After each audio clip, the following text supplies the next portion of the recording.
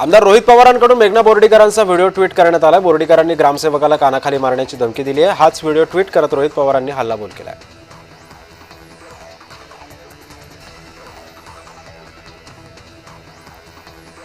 महसूल अधिकाऱ्यांच्या प्रोटोकॉलमध्ये वेळ जातो, त्यामुळे माझ्या स्वागतासाठी जिल्हाधिकाऱ्यांनी येऊ नये अशी घोषणा महसूल मंत्री चंद्रशेखर बावनकुळे यांनी केली आहे।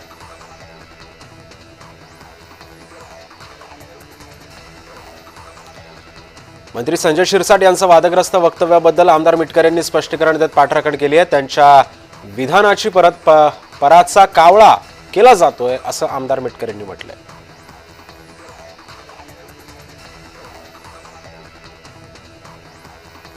आमदार अमोल मिटकर यांनी सरकारला घरचा आहेर दिला। आर्थिकदृष्ट्या दुर्बल घटक असलेल्या विद्यार्थ्याला वसतिगृहाचे अधिकाऱ्यांना वारंवार सांगून सुद्धा ते ऍडमिशन देत नाहीयेत, अर्थातच सहकार्य करत नसल्याची खंत मिटकर यांनी बोलून दाखवली।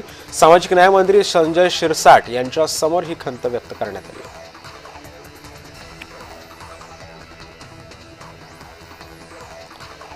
महाराष्ट्र प्रदेश काँग्रेस कमिटी कार्यकारिणीमध्ये भिवंडीला 7 जणांची नियुक्ती करण्यात आली आहे। उपाध्यक्षपदी राणी अग्रवाल यांची नियुक्ती झाल्यानंतर नवनिर्वाचित पदाधिकाऱ्यांचा भव्य स्वागत समारंभ करण्यात आला।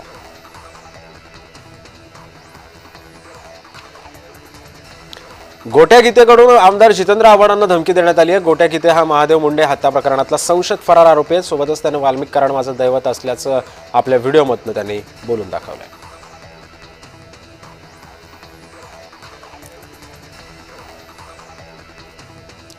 उपमुख्यमंत्री एकनाथ शिंदे आज पालघर जिल्ह्याच्या दौऱ्यावर आहेत। आगामी स्थानिक स्वराज्य संस्थांच्या निवडणुकीच्या अनुषंगाने शिवसेना पक्षाच्या महत्त्वाच्या बैठकीला दुपारी 2 वाजता ते उपस्थित राहणार आहेत। मनोर येथील सायलेंट रिसॉर्ट इथं होणाऱ्या बैठकीमध्ये एकनाथ शिंदे पदाधिकाऱ्यांना मार्गदर्शन करणार आहेत।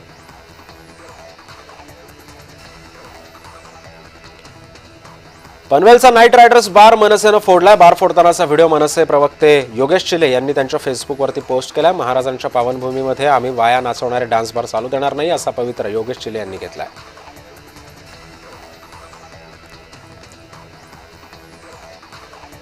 खासदार नारायण राणेंची उद्धव ठाकरेंवरती आता टीका करण्यात आलेली आहे। उद्धव ठाकरे आदित्य ठाकरेंकडे इतके पैसे येतात कुठून असा सवाल राणेंनी विचारलाय।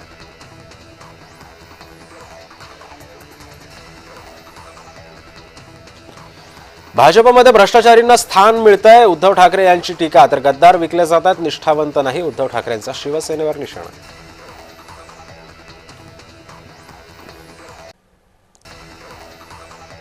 रेवा पुणे आणि जबलपूर रायपूर एक्सप्रेस आजपासून धावणार आहे। केंद्रीय रेल्वे मंत्री अश्विनी वैष्णव यांनी हिरवा झेंडा दाखवत महाराष्ट्र, छत्तीसगड आणि मध्य प्रदेश या 3 राज्यातील प्रवाशांना या दोन्ही गाड्यांचा लाभ होणार आहे। प्रवाशांमध्ये आनंदाचं वातावरण पाहायला मिळत आहे।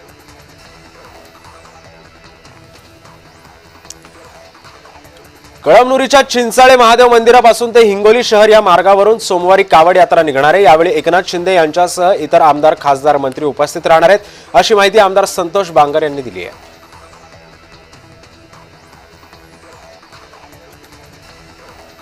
भिवंडीच्या बादवड ते शांतीनगर दरम्यान पाईपलाईन इथं रिक्षा आणि दुचाकीमध्ये अपघात झाला। या अपघातामध्ये जवळजवळ 7 जण जखमी झाले असून अपघातामध्ये दुचाकी स्वार गंभीररित्या जखमी झालाय, तर मागे बसलेला किरकोळ जखमी झाला असून रिक्षामधील एक प्रवासी गंभीर जखमी झालाय।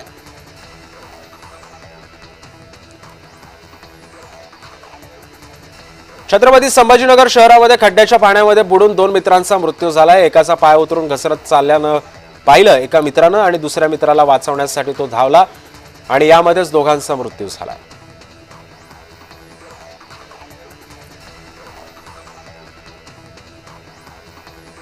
गोंदियाच्या कवडीटोला ते मोहाडी मार्गाची प्रचंड दुरावस्था झाली आहे। याचा त्रास सुद्धा विद्यार्थ्यांना सहन करावा लागतो। तर जालन्यामध्ये गोरंट्याल यांचं उत्साहामध्ये स्वागत सुद्धा करण्यात आलं।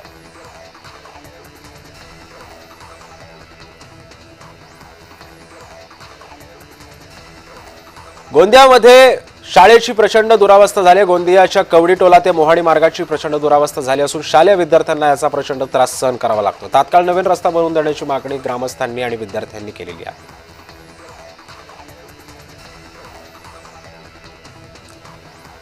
जय महाराष्ट्र बातमीचा दणका। हिंगोलीच्या मुख्य बाजारपेठ रस्त्यावरील खड्डे बुजवण्यास सुरुवात। जय महाराष्ट्रानं बातमी दाखवल्यानंतर प्रशासनाला जाग।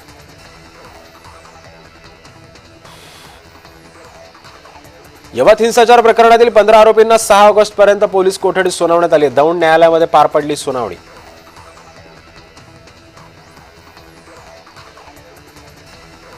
दौंडच्या यवतमध्ये पोलिसांची ड्रोन कॅमेराद्वारे करडी नजर. कायदा सुव्यवस्थेचा प्रश्न निर्माण होऊ नये म्हणून ड्रोनद्वारे लक्ष ठेवण्यात येणार.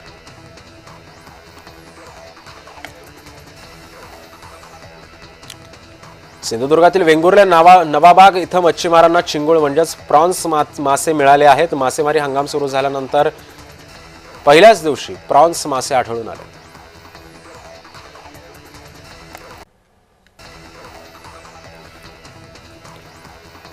मुंबई महानगरपालिकेतील दादरच्या कबूतरखान्यावरती जाळी टाकण्यामध्ये आता यश मिळालेलं आहे. काल रात्री ताडपत्रीच्या सहाय्यानं कबूतरखाना झाकण्यात आलेला होता. जे कबूतर आहेत त्यांच्यासाठी पर्यायी व्यवस्था करा आणि व कारवाई करा असं नागरिकांचं म्हणणं होतं. मात्र आता काल नगरपालिकेनं ताडपत्रीच्या सहाय्यानं शेड टाकण्यास सुरुवात केली आहे.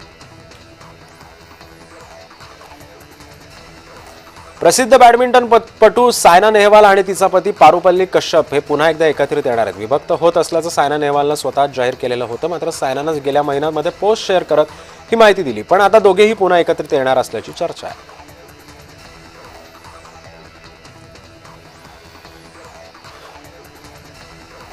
विरारमध्ये लोकल तिकीट तपासणीवरून वाद झाला. तिकीट नसलेल्या प्रवाशाचा रेल्वे कर्मचाऱ्यावरती हल्ला करण्यात आला. संतप्त प्रवाशाकडून कार्यालयातील साहित्याची सुद्धा तोडफोड करण्यात आली.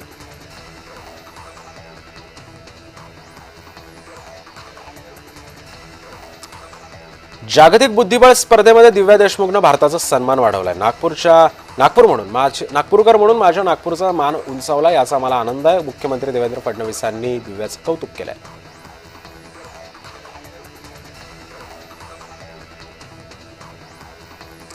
भारताचे सरन्यायाधीश भूषण गवई यांनी बुद्धिबळ विश्वविजेती दिव्या देशमुखला तिच्या घरी जाऊन शुभेच्छा दिल्यात.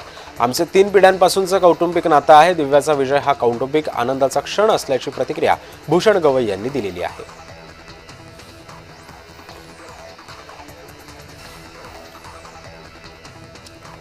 कामायनी एक्सप्रेसच्या इंजिनला आग लागल्याची धक्कादायक घटना घडली. इगतपुरी जवळील कामायनी एक्सप्रेसच्या इंजिनला आग लागली आणि सुदैवानं वेळीच आगीवर नियंत्रण मिळाल्यानं मोठी जीवितहानी झालेली नाहीये.